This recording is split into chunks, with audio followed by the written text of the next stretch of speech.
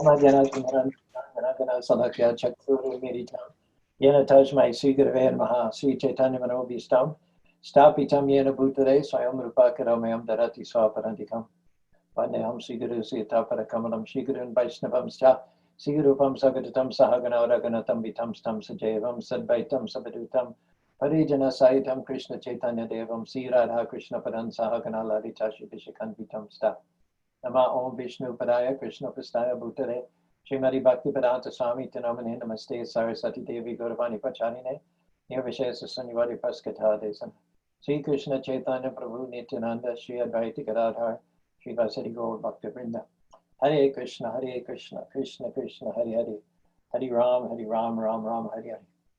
Ramachandra asked me to talk about loss. It's definitely something that we're grappling particularly with during the time of this pandemic.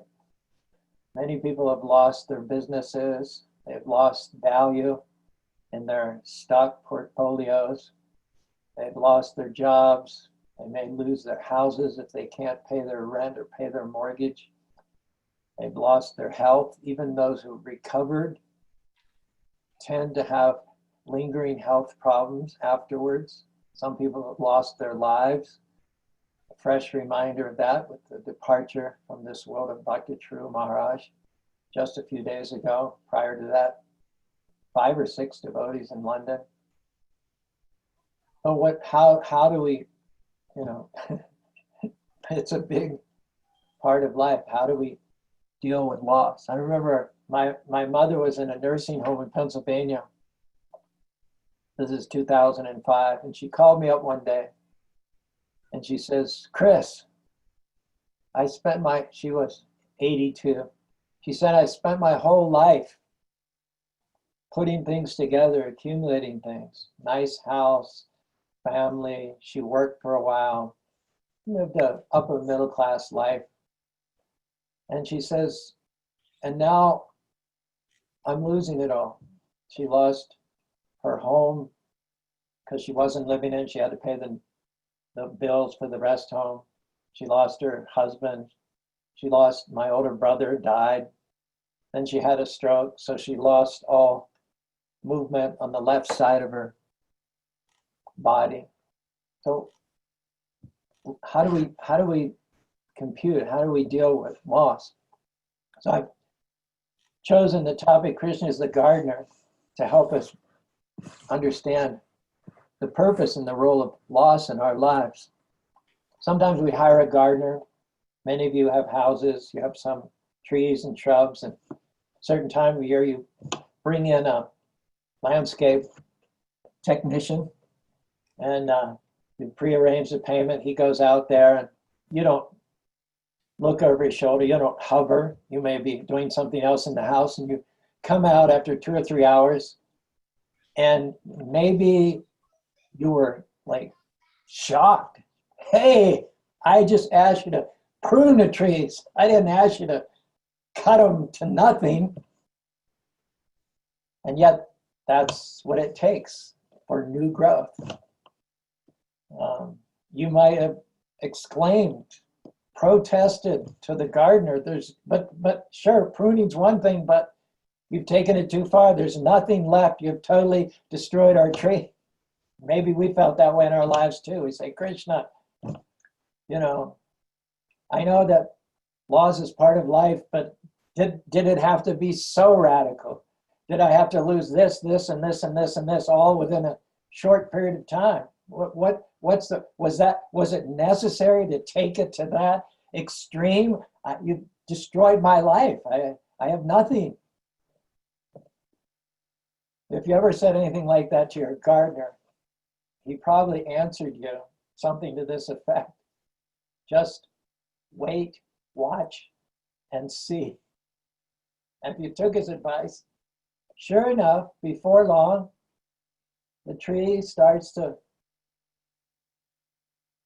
freshen up, little twigs and branches start to come out, and it looks more full, more dense, more abundant, and more green, and more fruitful, more bountiful than it did before.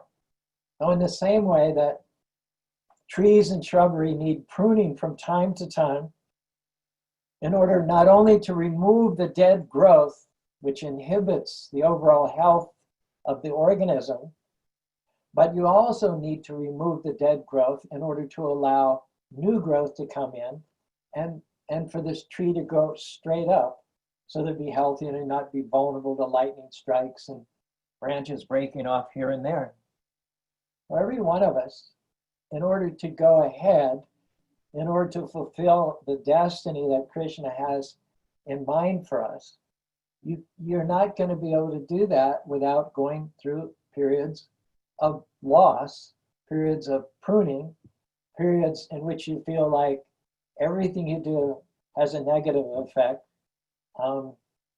that you're not only not going forwards, but you feel like you're in fact going backwards. At one point, you were doing so well, business was strong, everybody loved you at the office, your family was happy. You just knew that you were basking in Krishna's favor. You're thinking, Yatra Yogeshwaro Krishna Yata. Yeah, that's me, that's me. Hare Krishna, Krishna Krishna, Hare Hare. I know that I have God's favor because I have a nice house, I have a nice piece of property, I have a nice job, I have a nice income.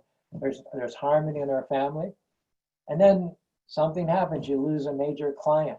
There begin to be politics at the office. Your child didn't get the scholarship. Things are starting to sour, turn around. Your relationship with your wife isn't as good as it was. You wonder, like, what happened?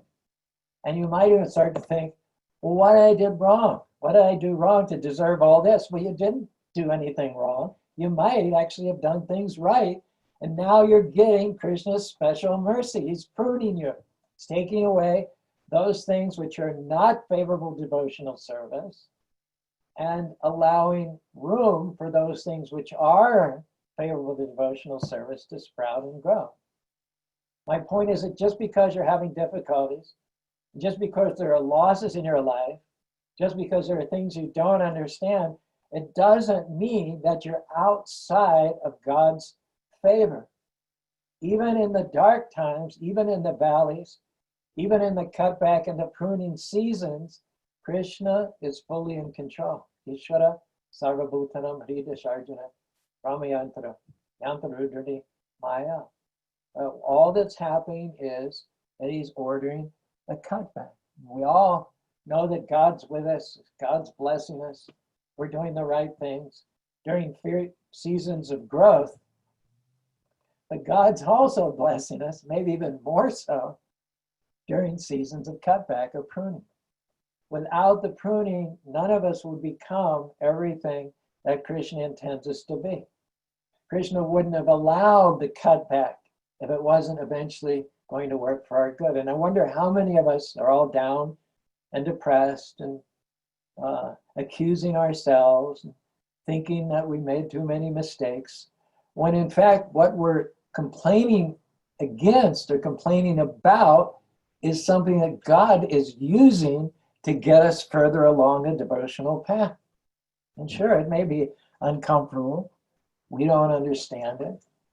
We thought we had a great relationship with that client, but for no reason, he seemed to dumped us. The contract didn't go through. We lost a relationship, an opportunity, promotion that we thought was ours went to somebody else.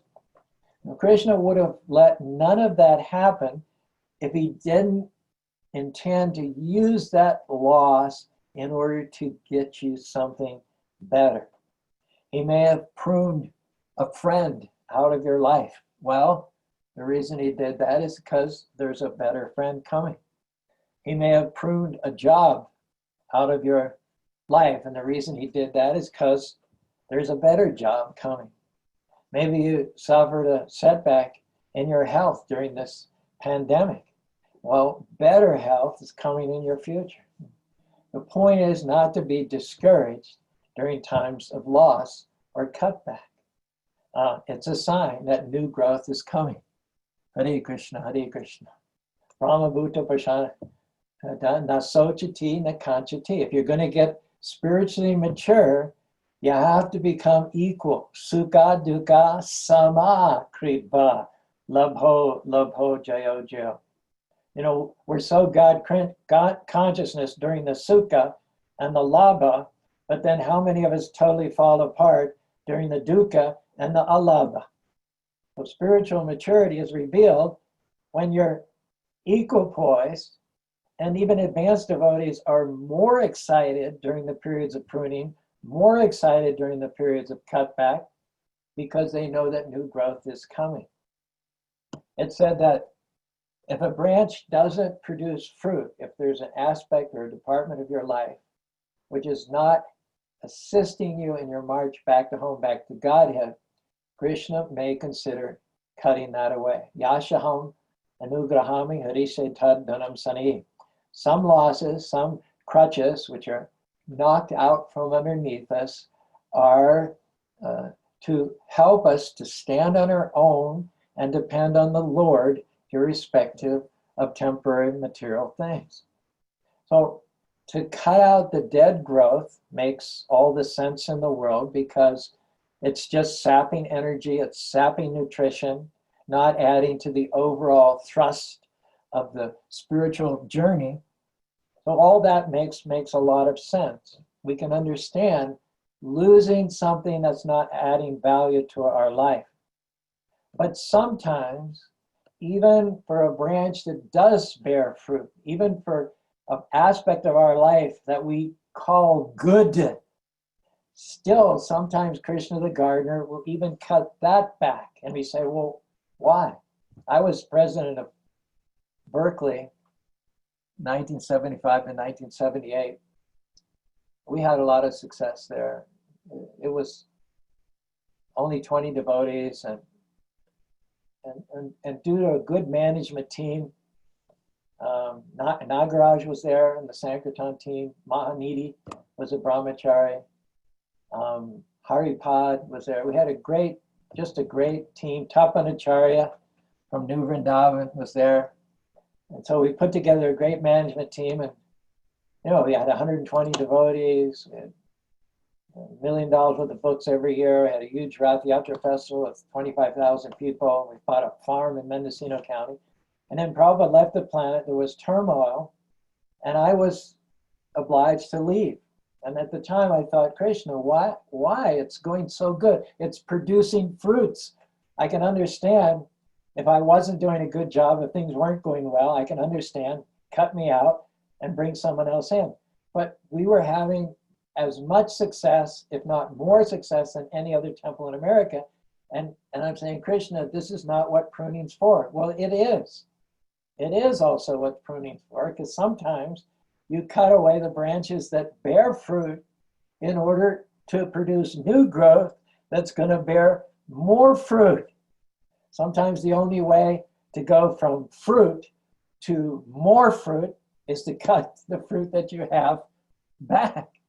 So there are times when we lose things and it makes sense, and there are times when we lose things and it doesn't make sense. But the key is, it's a test. Pass the test with a good attitude. Help others out. Faithfully raise your children. Do the right thing when the wrong thing happens. Don't get discouraged. Don't complain. Don't slack off. Don't lose your passion. Recognize it's a pruning season, and that without this cutback, you're not going to see new growth in your life. Now, we may be satisfied where we are. Devotees tend to do that. They don't tend to be particularly ambitious. They don't climb the corporate ladder. They don't get involved in office politics. They tend to be Atmarama. They tend to be self-satisfied where they are. And you may be in a comfortable situation. You may be satisfied at the office, not clamoring for a promotion, not playing up to the boss, just doing a good job and being your best right where you are. But here's something to consider. You may be satisfied, but Krishna may not be satisfied. Krishna loves you too much to leave you in your comfort zone. He loves you too much to have you miss the greater destiny that he has in mind for you. He may have new levels, things that are unimaginable to you. The point is that we need to trust him in the cutback seasons. Keep doing the right thing in the times of pruning. When things have gone backward, resist the temptation of being discouraged and questioning the Lord. Krishna says in Bhagavad Gita, who renders service to me as a friend, and I am a friend to him. Krishna promises that his devotees will bear fruit.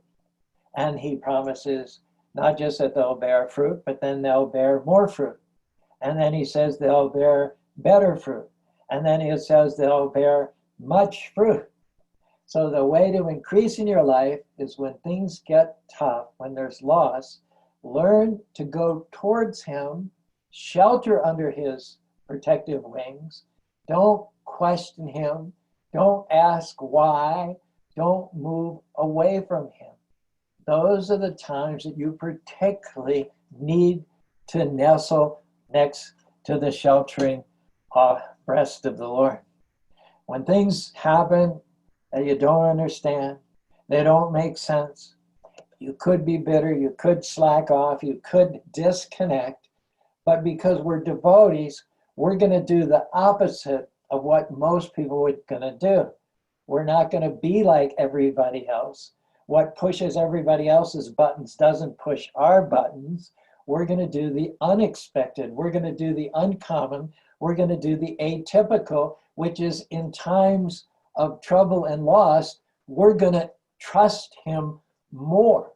We're not going to disconnect from him, but we're going to connect with him closer, more strongly in faith, believing that he's still on the throne, he's still directing our steps, and I'm going to keep connected with him, whether it seems fair to me or whether it seems not fair to me, because I know that if I stay faithful instead of allowing myself to get frustrated, Krishna notes that I'm passing the test.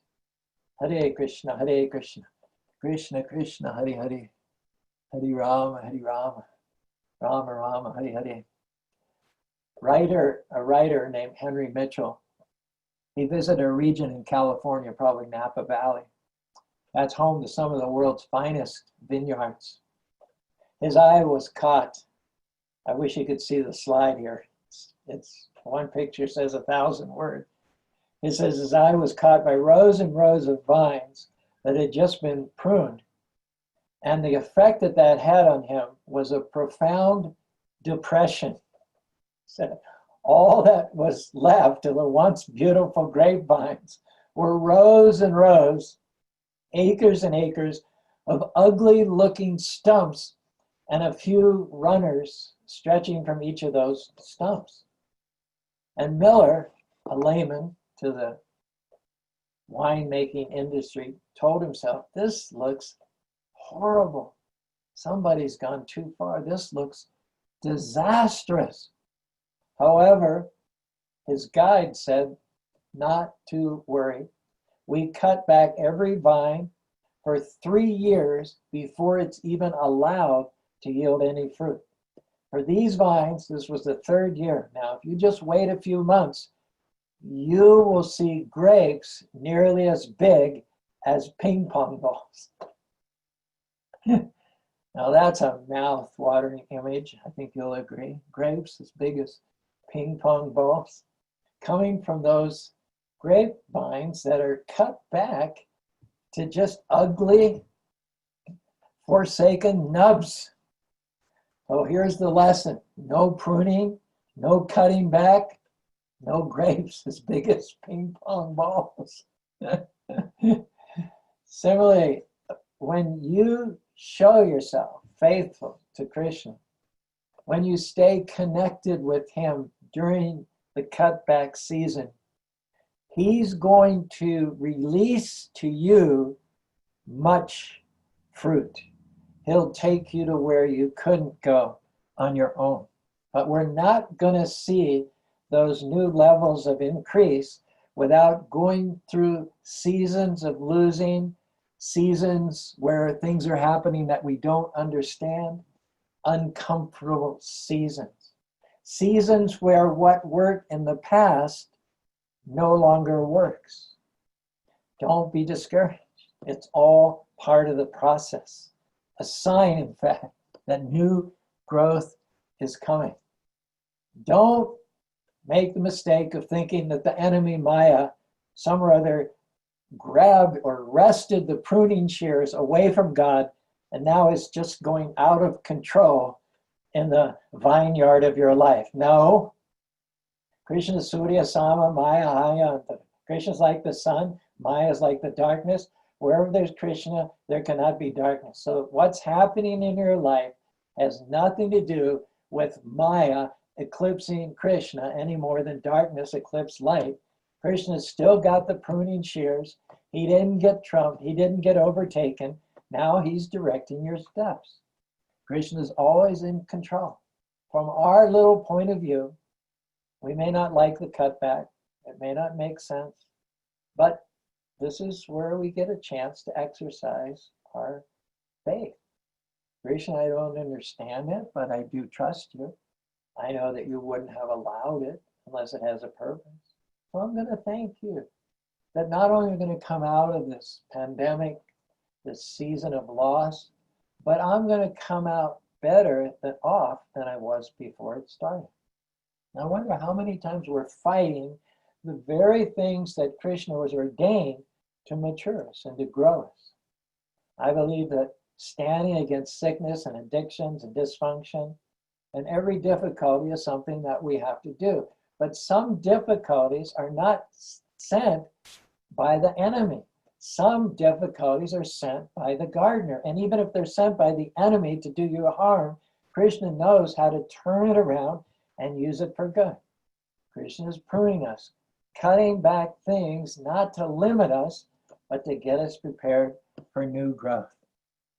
So if you're out there under the congregational members in New Jersey and you're feeling bad tonight because of something that you lost, you're feeling bad tonight because of something that didn't work out, you're thinking that the enemy is getting the upper hand, you're questioning your progress, even the validity of Krishna consciousness itself, take another look, have a new perspective. This is actually the hand of God showing his special mercy of you.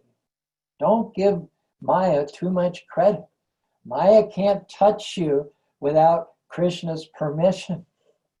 And it's a part of our devotional mindset to not only see Krishna's hand when things are going the way we want them to go, but we also need to see Krishna's hand when the things are not going in the way that we want it to go.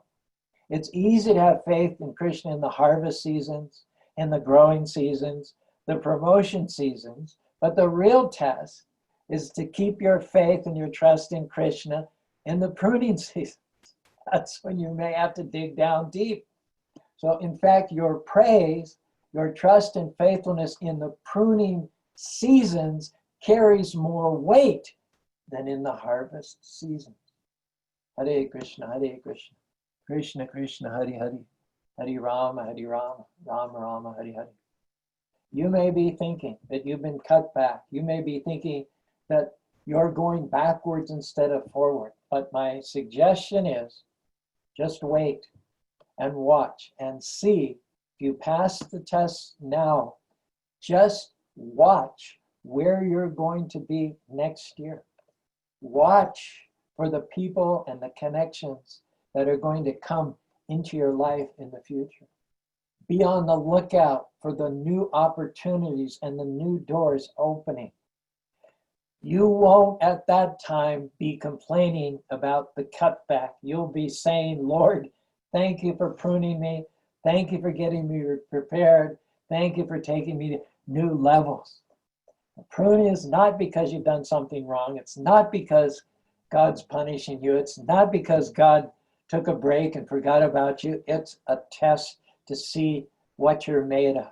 It's a test to see will you abide in him? Stay in faith. Pruning seasons are not comfort. We don't like them.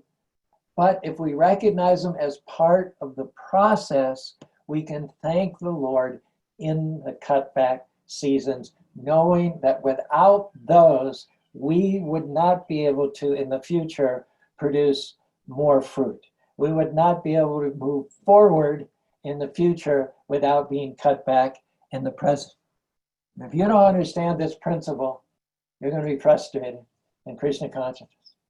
True, I come every Sunday. I make every Zoom meeting. I volunteer at the hospital. I'm always cheering people up. Now I'm the one that's down. I have challenges at work. I have challenges in my family. I had a bad break. I'm experiencing sickness now. Now that's not the enemy trying to stop you. That's Krishna getting you toughened up so that you can shoulder the new burdens of responsibility and the new blessings that he wants to send your way. You'll never find any instance in Srimad Bhagavatam, Mahabharata, or any sacred text where a Mahatma, a hero, a man or woman of faith, ever prayed to Krishna to remove their difficulties. Vipadasantu tashrasat tataji bhavato darshana apurnar bhavadarshana. Just the opposite, bring more difficulties, because we grow in the time of difficulties. The devotees always pray not to remove the difficulties, but to give them the strength to endure whatever comes their way. Some things we have no choice but to endure, knowing that it didn't come to stay, it came to pass. It's not permanent, has a beginning, middle, and end. If I just dig down deep and get a grip and know that whatever happens, Pantashtu Koti Sarabat Sarapramno Vaira Tapi Manashi Andantara Paramano Chayantarishtam, you're fully in control, you're inside of each and every atom. So if I can just dig down and endure what is only temporary, then I know that I'm going to come out on the other end of this better off. I know that that cutback is leading to new growth. Krishna has the pruning shears, and he's never going to prune you in such a way that you're going to end up with less. He's never going to prune you in such a way that the result will be less joy, less strength, less resources. That may happen for a season, but if we learn to keep trusting, then that cutback is going to lead to an abundant, a harvest beyond the furthest stretches of our imagination. Much fruit, much joy, much peace, much abundance, much spiritual progress. There will be seasons up in front of us with increase like you've never seen before. You're about to come into good breaks, promotions, relationships better than you've ever imagined, because during the cutback season, you kept your faith, you kept your trust, you kept doing good things even when people weren't doing good things to you, and you kept honoring God by chanting his holy names. Hare Krishna, Krishna Krishna, Hare Hare, Hare Rama, Rama Rama, Hare Hare. I heard a story about a God-conscious lady who had just given birth in the hospital, and she was visited by the doctor who told her that there had been problems with the birth. The doctor appeared and he said to the parents, you have a newborn baby, but there are some complications. The baby was born with Down syndrome. So the doctor hinted in this way. He said, studies have shown that parents who keep these challenged children have a high incidence of marital distress and separation. I'm not sure that it's fair for you to bring this stress into your marriage and to put this kind of suffering under your children. And he suggested that along with Down syndrome, the child had a respiratory disease, a touch of pneumonia. And he hinted that if they were not to address that, if they were not to give the child the medication for that, then the child would quietly expire. And his innuendo was that they would have solved a potential problem in their life. Well, because she was a God-conscious devotee, she was highly offended at his insinuations. As soon as the doctor said you can avoid suffering if you just let this baby go, she responded to him. Our children have had every advantage in the world. They had 2 other children. They have never really known suffering, never had the opportunity to know it. I see Krishna, or God's hand, in this child coming to our family. I see why it would make sense for a child like this to be born into a family like ours. Don't worry about us, doc. Give the child the medicine, treat him, fight to save his life. Don't worry about us. Our marriage will be fine. Our children will be fine. And in fact, when we think about it, this is a great opportunity. Please arrange for corrective surgery and the baby to be given the right life-saving medications. Now, that kind of reasoning was natural for the doctor, natural perhaps for 90% of people, but not for someone with faith in God, not for someone who knows that challenging seasons, seasons of loss, seasons of cutback are God's arrangement to mature us so that we'll be qualified for blessings to come in the future. People of faith believe that our God, Krishna, can use all things for the good of those who trust him. When you understand that the pruning shears are in your Heavenly Father's hands, when you know that he's not going to bring about a loss or a cutback without a purpose, that whatever he takes away is only temporary so that he can, in the long run, bring you out with more, then you're not going to fight the pruning seasons.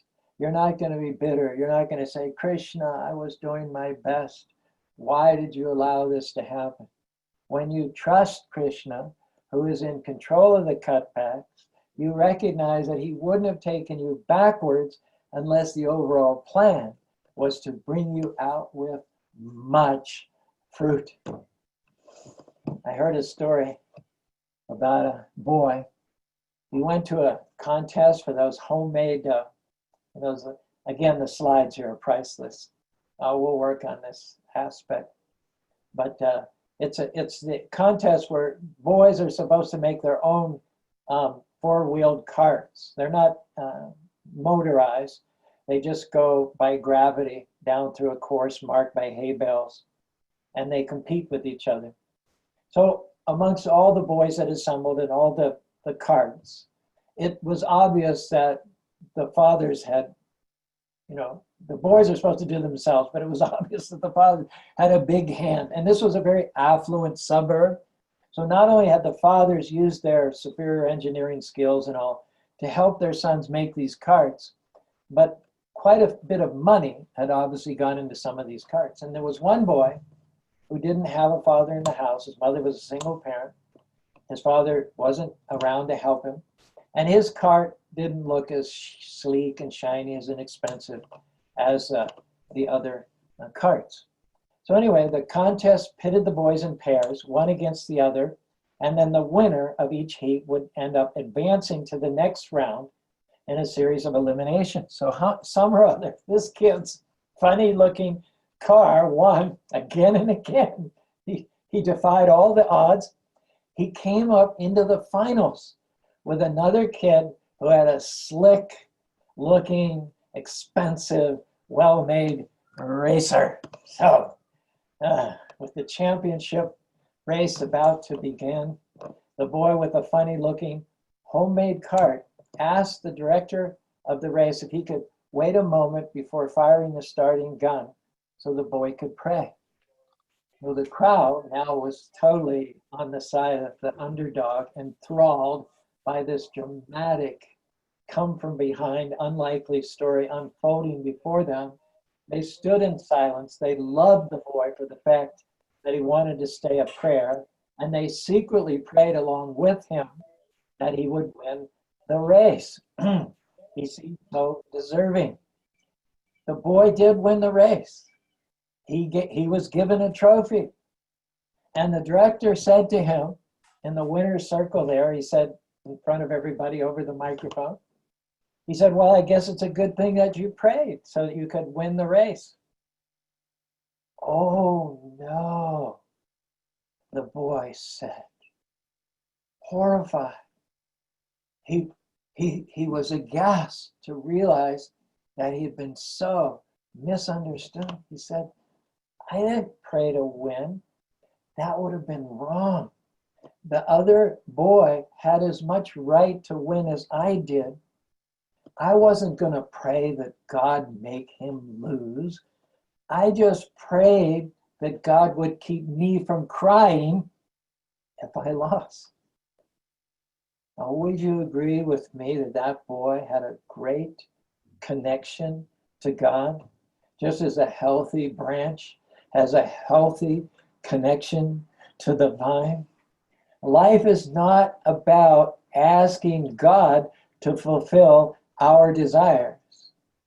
It's about asking God to use us for loss or gain, victory or defeat, honor or dishonor in his service. When we get too caught up in our own self-absorbed plans, then sometimes pruning exists. Cutbacks come along for the purpose of cleansing and purifying our relationship with Krishna. In large part, pruning is about keeping the pure lines of communication open between ourselves and Krishna so that we are nourished in Krishna's presence. In the metaphor of the grapevine, it's allowing Krishna to give us spiritual nourishment so that we can then bear fruit. And now it's important to note that Krishna's idea of fruit may not be the same as our idea of fruit. You may think you're blessed now. Well, I'm here to tell you, you haven't seen anything yet. You should see what Krishna has in store for you once you get better connected. For that young boy with the race car, winning had nothing to do with the race and everything to do with staying connected to Krishna. Hare Krishna, Hare Krishna, Krishna Krishna, Hare Hare, Hare Rama, Rama Rama, Hare Hare. One devotee prayed, my orders are to fight, then if I bleed or fail or strongly win, what matters if God only doth prevail? The servant craveth not except to serve with might. I was not told to win or lose. My orders are to fight. Isn't that exactly what Krishna said in the Bhagavad Gita? Fight for the sake of fighting without considering happiness or distress, loss or gain. In the Srimad Bhagavatam as well, 12th canto, 36th chapter, 37th verse, Prabhupada writes here, in the absolute world, there is no such thing opposing elements. So Krishna is suggesting about absolute duty, labho, labho. Be impervious to loss or gain. Be only concerned about your connection to the Lord in uninterrupted, unmotivated service. In this world, for most people, gain means they're jubilant. They celebrate, they're high-fiving. Loss means they're morose, they're depressed, their chins are dragging on the floor. But Krishna's teaching that you remain in one position, whether it's loss or gain, up or down, victory or defeat, happiness and distress, you remain in the Brahma Bhuta Parshan Atma, where you're deeply satisfied, deeply connected, and you don't care about what the external circumstances are. We just need to concern ourselves with being connected, being faithful, not getting frustrated, doing our best, doing the right thing when the wrong thing is happening, thanking Krishna through the disappointments, through the loss, through the times that don't seem fair, staying connected. And if you do that, at a certain point, when you come out of the cutback season, you're going to step into an amazing growing season, an amazing harvest season, out of not having enough into having more than you could ever think or imagine. Everybody, especially IT guys, know the story of Steve Jobs, one of the most brilliant minds of our generation, founded Apple Computer. Apple Computer became larger and larger, became more and more successful. But over the years, Steve Jobs had conflict with the members of his board, and eventually they voted him out of the company that he founded. He was fired. Now, certainly, that didn't seem fair. Steve Jobs could have gotten upset. He could have gotten bitter. He could have gotten depressed. Instead, he went out, he bought another little company, and he made that company so successful that a few years later, Apple bought his company, brought him back, and reinstalled him as the CEO of Apple. And you know what Steve Jobs said about that? If I had not been fired, pruned, if you like, by Apple, I would have never developed those skills that made me into what I am today. Friends, Krishna knows what he's doing. He's not going to let you get cut back without a purpose in mind. It may look like a bad break, but if you'll keep the right attitude, you see how it will work out to your advantage. He knows when to take something away. It's not to limit us, but it's to promote us. If that person left you, it wasn't an accident. Just their part in your story is over. God pruned them. Now keep moving forward. If that project didn't last, it wasn't supposed to. Krishna closed that door. Don't now sit around thinking, poor me, like Steve Jobs, you're being pruned to bear much fruit. Get ready for the new thing that Krishna is about to do. Get ready for the new levels of blessing and responsibility, favor, and abundance. In Greek, the word they use for prune is the same word they use for clean. So what Krishna is doing, he's cutting away the bad, the impure, so that it doesn't get in the way, so it doesn't stunt the growth of the pure and the good. And then he goes even a little more deeper, and then he also cuts out sometimes the good, so it doesn't get in the way of the best. Here's something that you already knew. Pruning is painful. Pruning is cutting. Pruning hurts. Keep in mind that whenever the gardener is pruning the branch, it's because he considers the branch important and he wants to maximize its significance. So listen carefully. The fact that Lord Krishna is at work in your life should tell you that you matter, that you're extremely special, dear to him. Don't get the idea that with troubles, trials, heartaches, and difficulties, that's an indication Krishna doesn't care. In fact, these are the strongest indications that Krishna does care hugely. He is the master gardener. He's not going to allow anything into your life that he hasn't already designed a means of getting you back out of and making you twice as better. Sometimes the favor of God comes disguised as a cutback. We have to be mature enough in our devotional life to distinguish between the enemy trying to stop us and the gardener at work. Too often we become discouraged over the very things that Krishna is using to take us to our destiny. Prabhupada, he arrived in America. He applied for help in establishing a mission in New York to the Indian government. He got ignored. They didn't even bother to answer his letters. He sent letters to rich financiers. Americans are ready. They're ripe for Krishna consciousness. If we just had a center in New York, it would be mobbed with inquisitive Westerners. Didn't get any answers. He even applied to his own Devotional Society, the Gaudiya Math. Please send somebody to help. Send some small funds.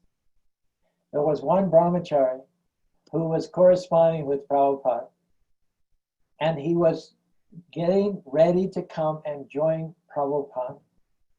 But at the last minute, his guru, Madhav Maharaj, told him, if what Prabhupada is doing in America is not fully authorized by the Mat as it stands, it will be a ludicrous affair. So that brahmachari canceled his ticket and wrote to Prabhupada saying, my guru says that if you're not authorized, it will be a ludicrous affair. Ignored by the Indian government, ignored by the Indian financiers, insulted and demeaned by his own devotional society, Prabhupada wrote these words. Now the controversy is closed and there is no need for help from anywhere else. We are not always successful at preaching work, but such failures are certainly not ludicrous. In the absolute field, both success and failure are glorious. And then it's written in Prabhupada's biography that if Krishna consciousness were to ever take hold in America, it would have to be without assistance from the Indian government or Indian financiers. Not even a lone Indian brahmachari would join Prabhupada. Krishna was revealing his plan to Prabhupada in a different way. With the schemes of getting support from India behind him, Prabhupada would now turn all his energy towards the young men and women coming to him in his Bowery loft. What do we learn from this? There are times when Krishna will seem to be taking you backwards before he thrusts you forward. The cutback season is a test, seeing what you're going to do. When you have a bad break, it didn't work out, you worked hard, but the business didn't make it. You were good to that person, but they walked away. What you do in the pruning season is going to determine whether you get stuck there or whether you come out better. Every one of us, we want much fruit. The question is, are we willing to undergo the process?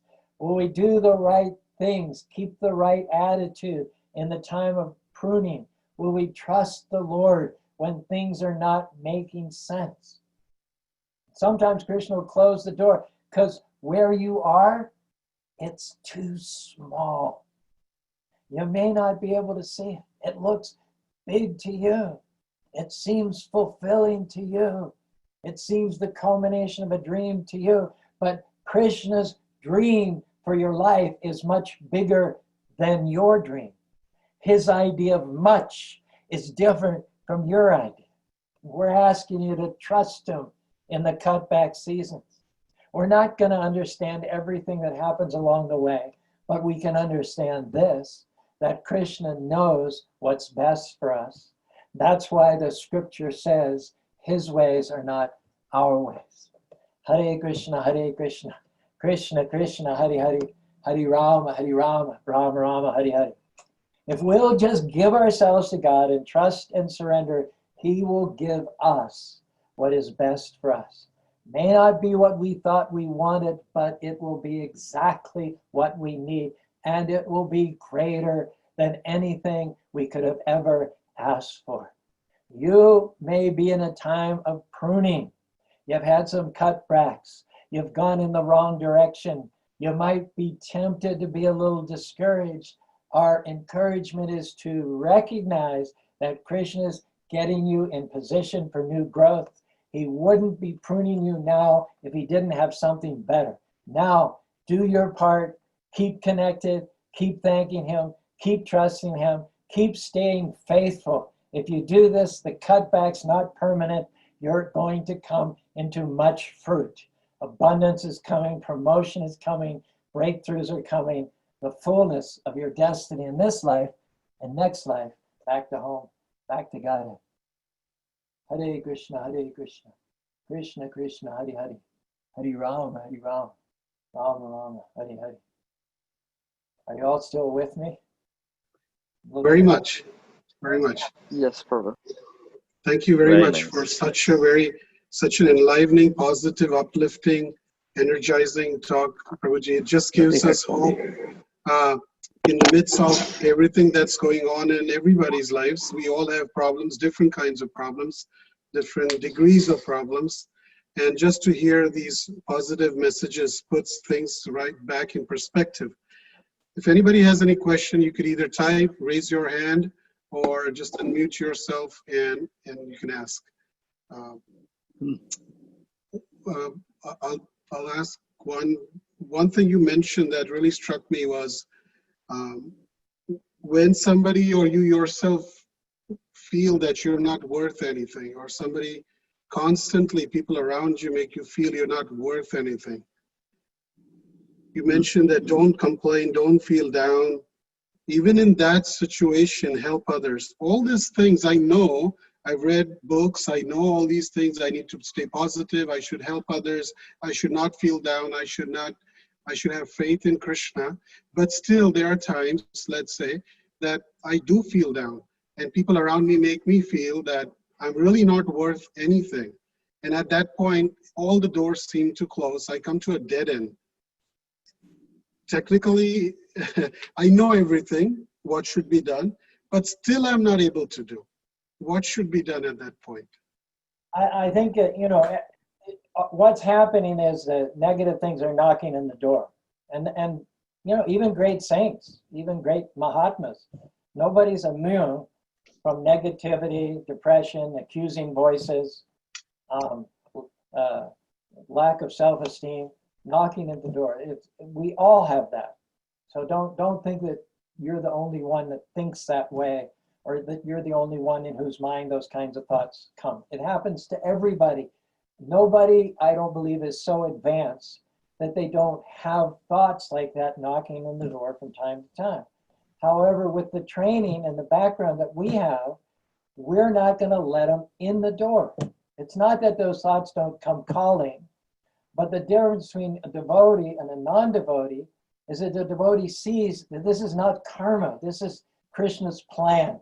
Some or other, there's light at the end of the tunnel. Some or other, I'm not on my own, I'm not being buffeted by fate and fortune, that there's a purpose that Krishna has in mind.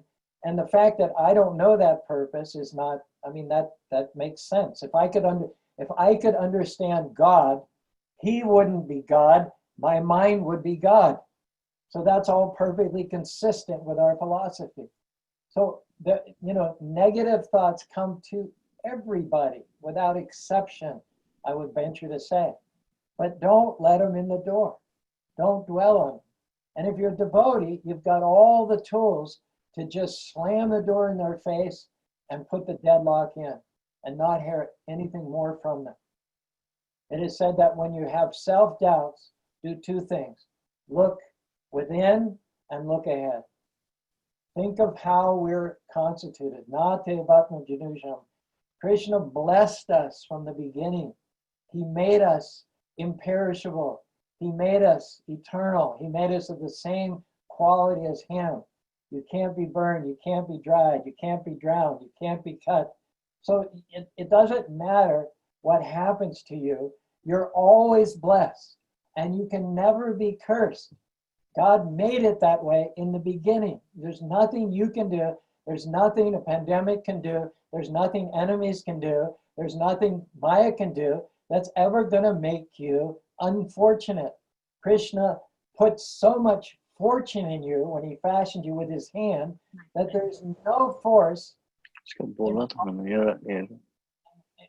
that can undo that. And so look within and just see how Krishna's blessed you for once and forever, and then look ahead. Krishna didn't send any problem to finish you off, to undo you, to unman you, to bring you down in the dust. He just sent it to toughen you up and to see if you can pass the test, so that then he can pour down the vaults of heaven. Thank you very much, Prabhuji. Anybody else has any question? Hare Krishna, Prabhuji. Go ahead, Rukma. Prabhuji, how can we deal with regrets? Because after the person passes away, then we have something, like we could have done something more, or those feelings are still there. So how to deal with that? I recall reading a couple of things Bhakti Churu said and wrote at the end. Very prophetic. It reminds me of Bhisma. Bhisma, before the Kurukshetra war, he would sit by the Ganges. Ganges was his mother, as you know. And he was an old man, and he was tired. He was tired. He was looking forward with excitement and anticipation to the loss of this aged body, so that he could then be reinstated in the celestial regions and in the spiritual world. So I think, when you beat up on yourself and all, there's a little bit of self-absorption involved there. If you were really focused on the person, you'd have to consider that they've got a new body. They're restarted. They're going to get a fresh body with all the energy and everything that entails, material or spiritual. We wouldn't wish that anybody linger longer here just so that we could absolve ourselves of some pangs of conscience.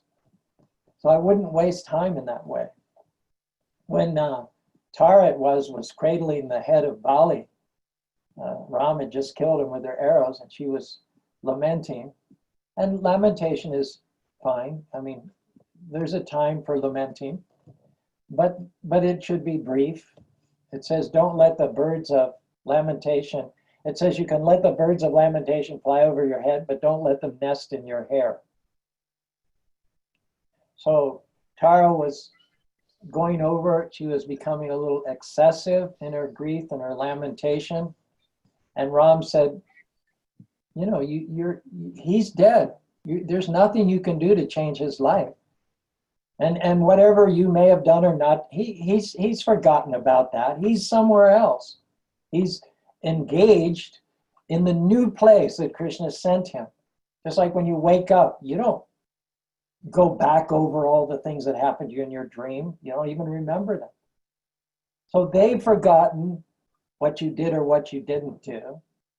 So why should you waste your valuable life second guessing and lamenting unnecessarily about things that you did or you couldn't do?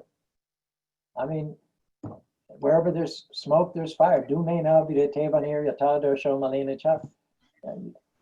No, there isn't perfection in this world. But if you simply concern yourself with your own spiritual perfection, then everybody will be happy with you.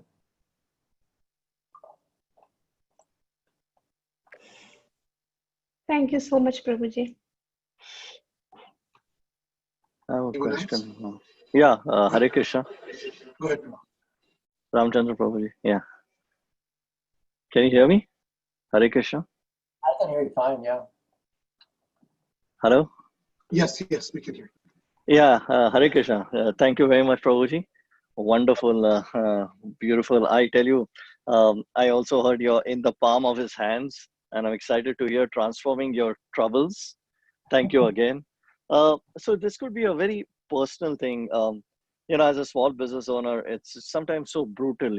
Yeah, we get paid last, typically, and these 4 months have been ruthless. So how do you personally, have you been always this motivated before even being in a Krishna consciousness? Is this genetics per se?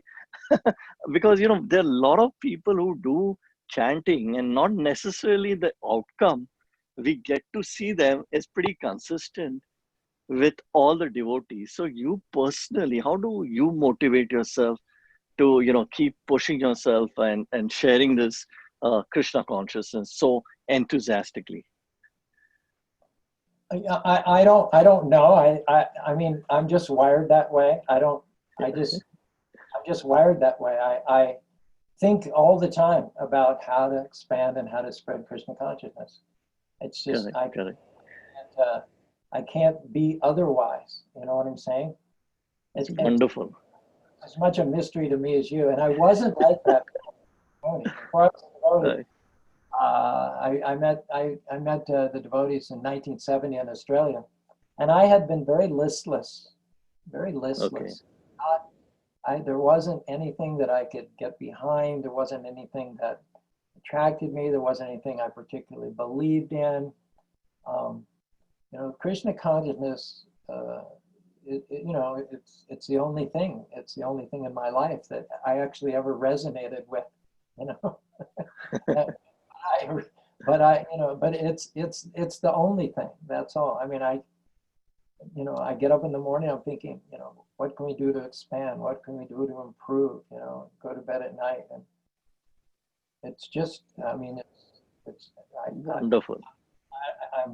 It's Krishna's gift. It's Krishna's blessing, because I feel very fulfilled. I feel like a very, very complete life. You know, we always have rooms for improvement, and we always have downtime. We're all experiencing a lot of loss now, but I can't do the color festivals. All the color festivals are canceled this year. You know, I love preaching. I love being on stage. I love communicating with the young people. The income is incredible. We also sell wholesale colors. We have 2,000 clients in North America. We supply color runs and nonprofits and everything. And all that went away overnight. All that went away overnight. But I'm on YouTube 8-10 times a week, preaching like crazy, you know. So one door closes, another door opens. We serve an amazing God, you know. Thank you. Yeah, it's a wonderful association. Thank you again. You know, thank you. It helps us to maintain my business. At least I hear you every day, every second. Thank you. You mentioned that you know, it's Krishna's gift also that you've kept yourself positive, which is very much true. And I in my own case, I can see that as growing up, I was surrounded by positive people, especially my parents, both parents, always positive, always saw one door closing, another opening. And I was also surrounded by many negative people. And at the same time, I chose to look at the positive and imbibe my parents' values in me. So even today, many times people tell me that you're trying to save the world, but try to save your family first. And one thing I see that, you know, sometimes, yes, maybe I'm not able to save my family, but I'm able to save others. Like you jump in the water and there's many people drowning, you know how to swim. I may not be able to save somebody who's close, but at least I'm able to save somebody else. And people sometimes feel that if I can't help myself, if I can't help people around me, why should I even bother go out and help others? So what I'm coming to is that one may not be God-gifted, but also it's a character, it's an attitude that we can develop, right, over years, to be positive, to help others. When I give the talks, almost invariably, someone comes up and says, "You were talking to me. You know, this is what I was dealing with this week, and it was like I was the only one in the room, and you were talking to me." That happens time and time and time again. People are testifying as to the relevance of hope-filled talks. And so I've come to realize that people need hope. People never get tired of hope. It's the greatest thing, that no matter how down and dirty, no matter how beat up you get in this material world, because we are not material, because we're spirit, there will always be something in the best part of us, in the deepest part of us, that will resonate, that will stir from the inside when we hear a hope-filled message from the outside. So that's what, you know, you get constant affirmation from people, how it is that you're helping them. The color festivals, being up on stage there and sharing a message with young people. Then the young people come up to me. I'm 73 years old. How many 73-year-old people do 13 or 14, 15-year-old boys and girls come up and they want to hug you, they want to high five you, they want to get their pictures taken with you. I mean, but the most important thing is nobody talks to somebody else, no one challenges somebody else, no one inspires somebody else, no one pays a compliment to somebody else, no one appreciates somebody else, but they don't hear it more than anybody else. The one that's hearing the most and taking the lesson is me,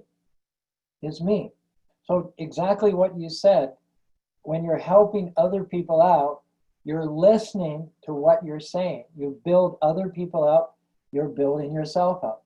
You pick up a brother or sister that's fallen, and then when you need a pickup, you get it. It comes back around to you. You give grace and mercy to someone that made a mistake. You forgive them, and then none of us are perfect.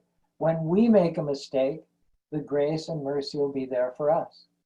So in every way, helping other people is the best way to help ourselves. Thank you, Prabhuji. Anybody else?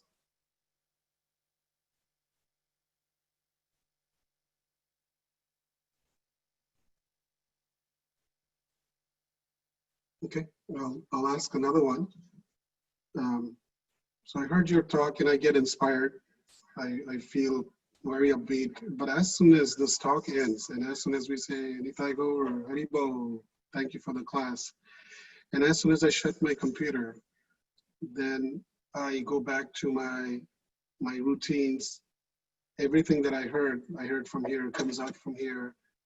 And gradually as the night progresses and morning comes, I don't feel the way I felt during that 1 hour when Prabhuji spoke. How can I maintain that same mindset and enthusiasm and take it to the next level and decide to do something more than I've been doing when I'm feeling upbeat?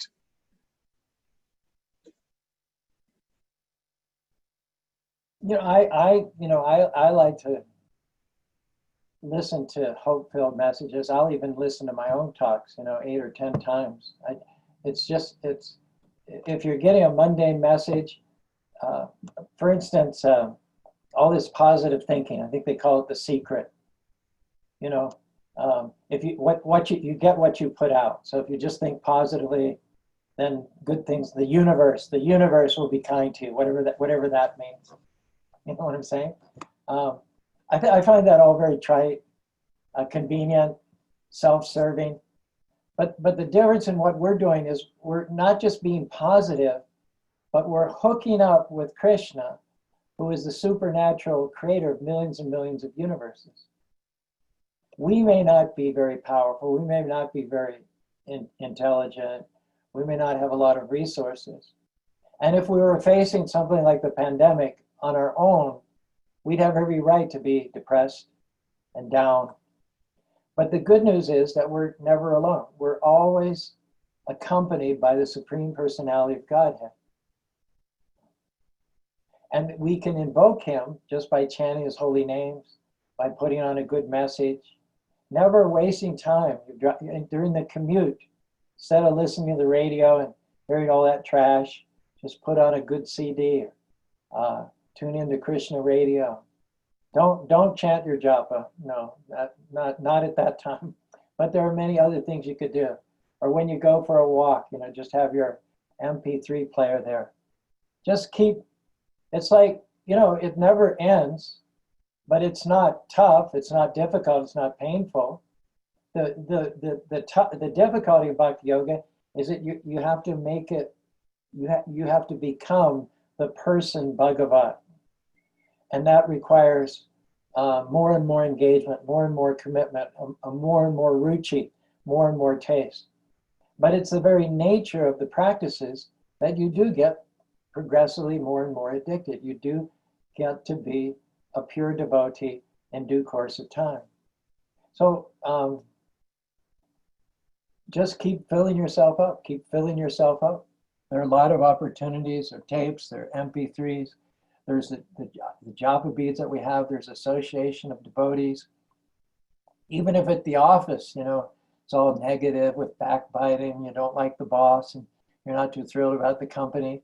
Well, instead of going to lunch with people that complain and gossip, find some new friends, or else just go to lunch on your own and put your earbuds in, hear a good talk during that lunchtime. We can't just hear one talk and keep up our enthusiasm indefinitely any more than you can just take one shower and then be clean for the next month.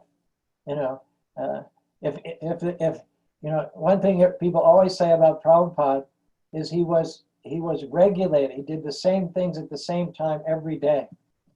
I start off my day with japa, and then I chant from memory 400 verses from memory without looking at the book.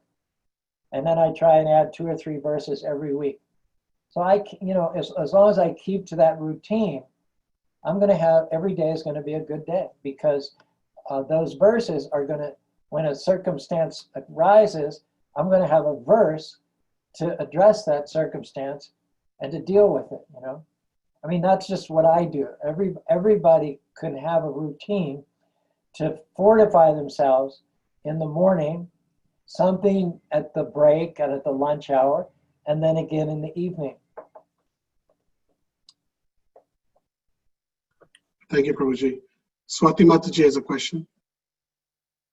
Hare Krishna, Prabhuji. Thank you for the wonderful session. It was very helpful.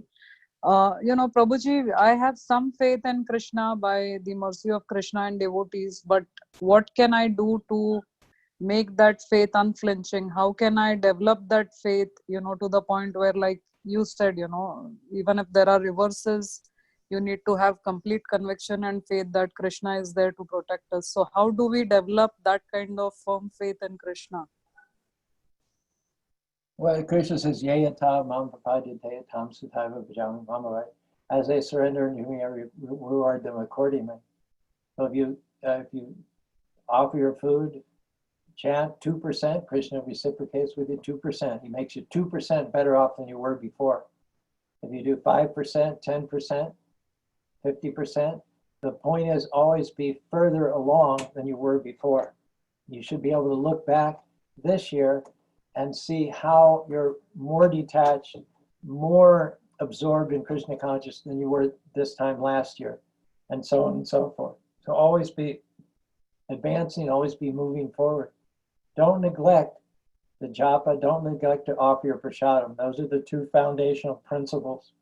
If you cut back on those, you will find, whatever progress you've made, it will not atrophy, it will not go away. But if you distract yourself, or if you commit offenses, then you can cool off in this life until such time as you resume from where you left off. So if you really want, if it's not just words, but you really want to increase your faith, then have a program for keeping the amount of japa that you're doing and increasing it gradually, comfortably over the course of time, and only eating Purshottam as much as it is possible, also increasing that over the course of time. As they surrender unto me, I reward them accordingly. Unfortunately, too many people, they think that God is supposed to make the first move. They say, well, when God does this for me, and when God shows me this, or when God does this, then I will make my move. But the key is that God's waiting for you to make your move. He's waiting for you. If you're chanting two japas, and you want to see more of his favor, then you have to make your move first. You have to go to 4 japas a day. If you're offering one meal but having bog for another meal, and you want to see more of Krishna's favor, Krishna's waiting for you to make your move. That means to offer both your meals a day. See what I'm saying? Don't make the mistake of waiting for Krishna to make his move. He's the Lord and we're the servants. We need to show him in some way that we want to increase our faith. And it has to be practical and it has to be measurable. That's why even the great acharyas, they're always chanting Hare Krishna. They don't need beads. It's part of their breathing. But why do they have beads? Because they're also showing Krishna something. They're making their move. And then you can be confident that if you make your move, Krishna is going to then move you closer to him. Unfortunately, too many people just sit back and they want Krishna to do all their work for them. Now, he's not going to do something for you that you can do for yourself. So if you really want to increase your faith, don't talk about it. Chant a little bit more, chant a little bit better, offer more of your food. Thank you so much, Prabhuji. Thank you. Such wonderful and practical questions devotees are asking. And it's important also when we get the answers that we really reflect on that and act upon it, because Krishna is also speaking through devotees to us, giving us, answering our questions. So do take notes of what your answers you're getting on the questions. And anybody else? Interesting thing is too, we show our surrender to Krishna. It doesn't have to be a big, huge thing. Basically, we show Krishna through attention to the small details. It's the little things that help us advance in devotional life. Just chanting one round if you're not chanting any rounds. If you're chanting 2 rounds, just one more round. Just offering a little bit more Purshottam. Making sure you attend at least 1 or 2 of the satsang programs during the week, as well as doing things on your own. Picking up trash, doing some service in the temple. One mistake that a lot of us make is that Krishna is waiting for us to do something huge, something major. No, not at all. Just be scrupulous in the small things. And that's what's going to get Krishna's attention. Hare Krishna. Yeah. I have a question, Prabhuji. So according to your class, you were saying that one should just tolerate whatever situation they are put in and not to take any external help. Just tolerate whatever situation they are in. And so we should not take any help from outside and tolerate the situation. And similarly, we should not extend our hand for help also to someone, because then whoever is in the difficult situation, they should basically just face it and be tolerant in their situation.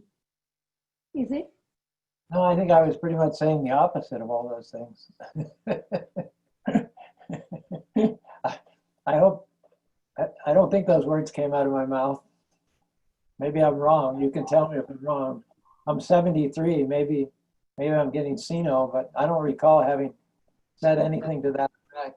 No, Prabhuji. Maybe I understood it, not correctly. So please correct me.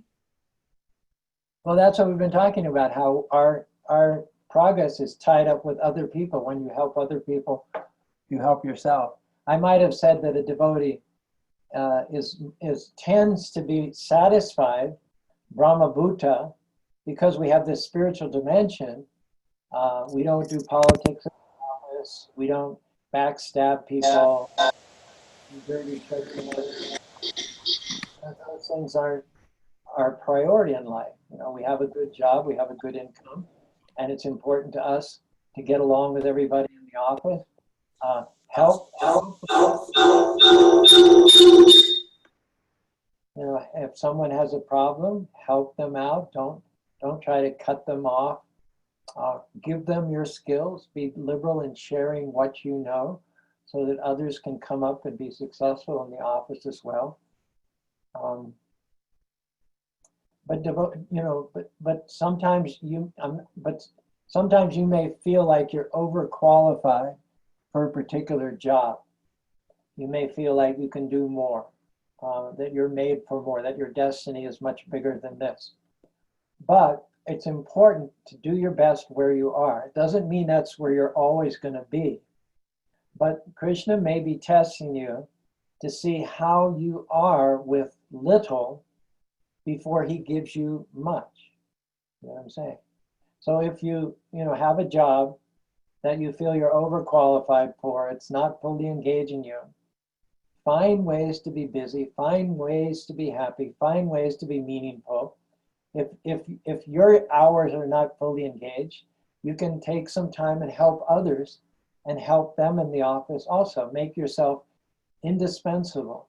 It may not be where you're ultimately going to end up, but you're showing Krishna that you're a person of excellence, that you can be responsible, you can take on small burdens. And when Krishna is confident about that, then he'll promote you to where you can get bigger responsibilities, bigger blessings, and bigger burdens. One thing people often fail to acknowledge, they all want blessings.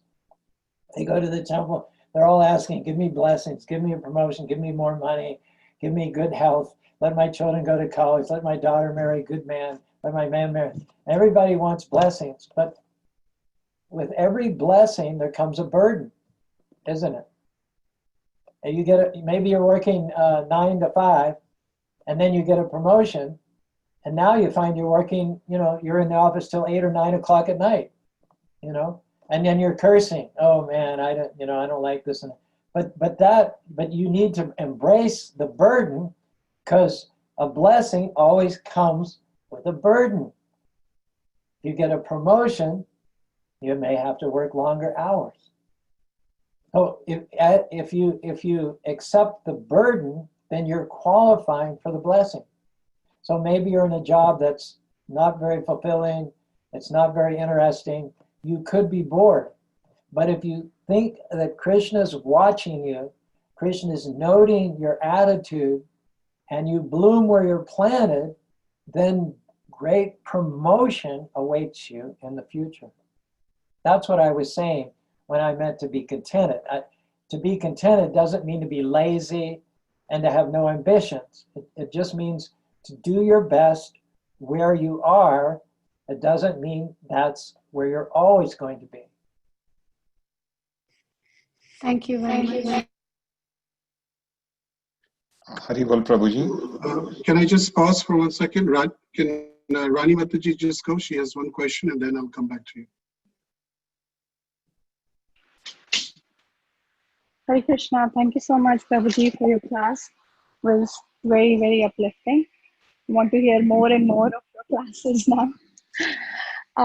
I just had a question regarding forgiveness. I know Krishna says that choosing forgiveness is important for us more than our offender. Then why is it hard to forgive? So your voice didn't come through very clearly. You're asking why is it important to forgive? Can you hear me now? It's a little better now, yeah. Prabhuji, my question is, when Krishna says that choosing forgiveness is important for us more than our offender, then why is it hard to forgive? Again, it's a lack of spiritual growth and maturity. The reason that we don't have to get even or carry around grudges or go around rehearsing what I should have done or will do in the future. The reason that we don't think in terms of getting even or getting revenge is because we're meant for more than that.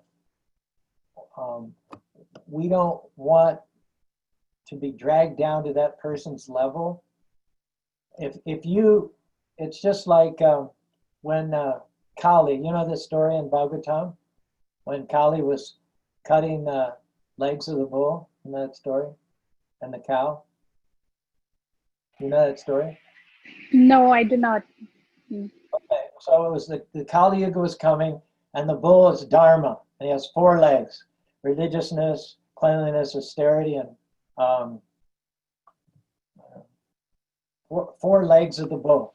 So the personality, what was it, the 4th one? Cleanliness, austerity, mercy, and truthfulness. So the 4 legs of the bull. So Kali This is just after Lord Krishna left the planet. Kali was, Mars Parikshit, the king at the time, was touring, and he came upon a man with a sword, black man with a sword, Kali, cutting the legs of the bull. And he said, nobody's ever done this in history. No citizen under any crow of a king has ever been tortured like this. No animal, no praja, which includes the animals. And so he was going to kill the offender, and he just asked the bull or the cow to just verify, because he wasn't an eyewitness. He just came late. He saw the man with the sword. He saw the legs cut, but he didn't actually see the crime. So he needed, just like in court, you need an eyewitness to convict. Otherwise, it's circumstantial. So Parikshit said, just say the word that this is the guy who did this to you, and I'm going to kill him. And I forget what it was, a coward who said, no. As soon as I say this is the guilty party, then I become implicated in the crime. I become responsible. Ultimately, the best attitude is, this person did not do this to me. It was done, number one, for me. It's a test. Am I going to fail the test and react to that person and allow that person to drag me down to their level? Or am I going to ignore the offense, let Krishna fight my battles, and save my time and energy for battles that really matter?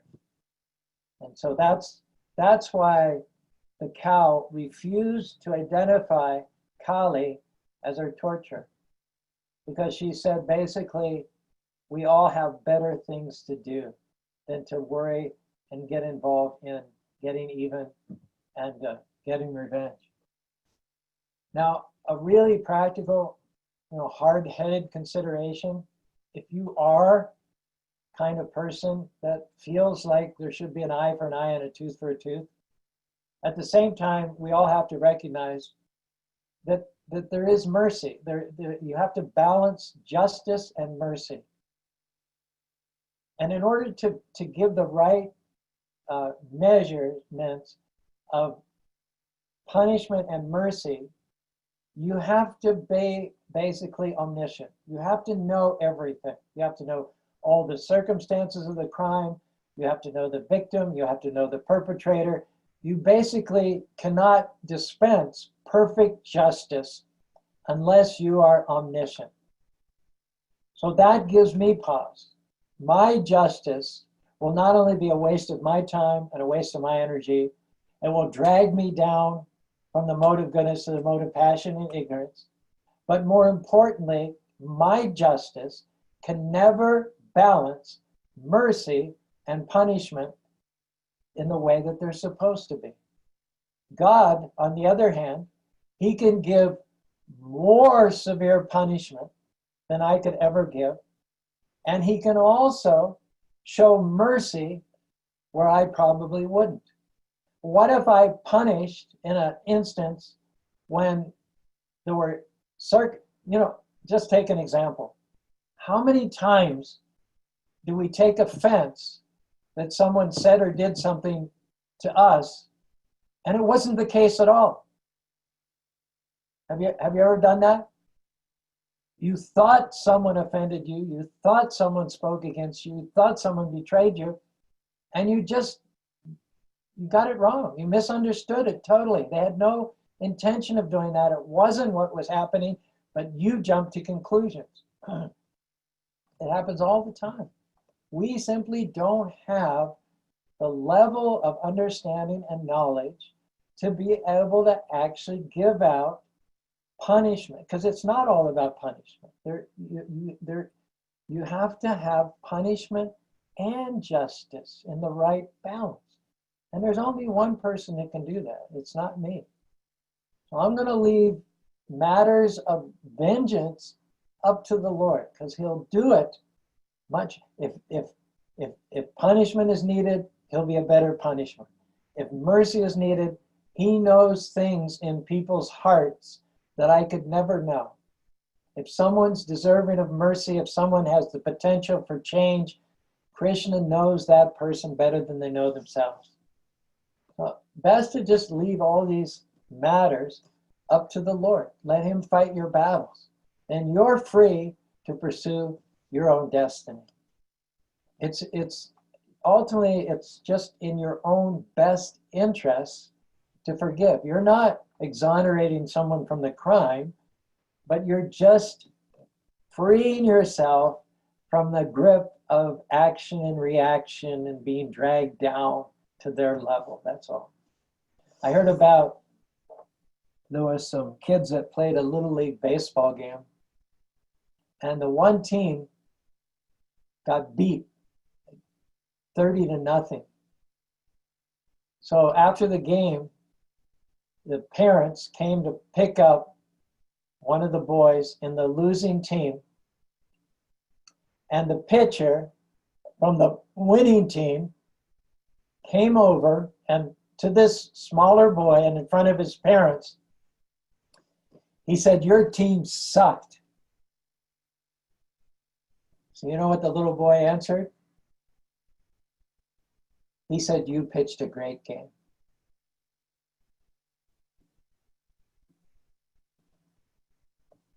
See how intelligent he was? He didn't get dragged down. He went above. He stayed above.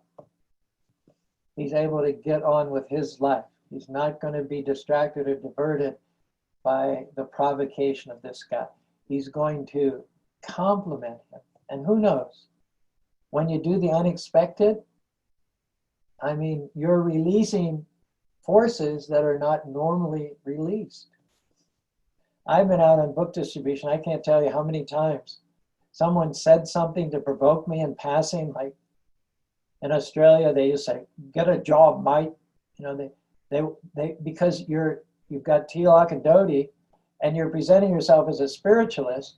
So a lot of people want to test you. They want to see if they can push your buttons. So they will go out of their way to try to provoke you. And on the occasions when I did not allow myself to be provoked, I just said, "Have a nice day. Thank you."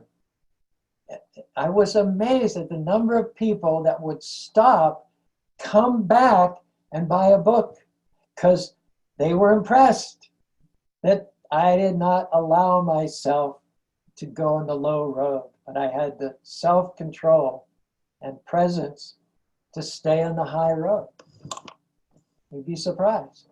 When you do the unexpected, you'd be surprised how you get a different outcome than what is normal.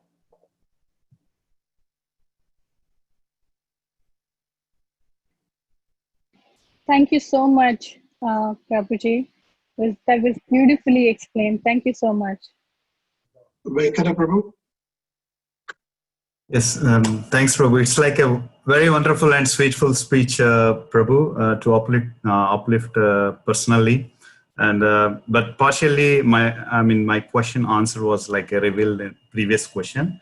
But still, I would like to ask, what is a key principle which you suggest or guide to spread the love and Krishna consciousness to our own family members and friends, to enjoy Krishna consciousness, to make a good positive environment, to uplift every day in our real life? Nothing is better than being a good example yourself without blowing your horn and advertising yourself. To just quietly and very consistently, Krishna says, Tesham sadhati yuktanam bhajatam priti purvakam. For those who are constantly engaged in my devotional service, I give the intelligence by which they come to me. So we need to take shelter in our sadhana, our practices, be very steady and consistent, be satisfied. If someone in our family doesn't want to chant with us, that's okay. Don't make them feel bad about it. Krishna's in their heart. If you don't make them feel guilty, or if you don't get aggressive about them in any way, again, same principle. They will be impressed with your self-control. They'll be impressed with the peacefulness that comes through your sadhana. And when the time is right, they'll take up those same practices themselves. We cannot force anyone to be like us, but we can pray for them.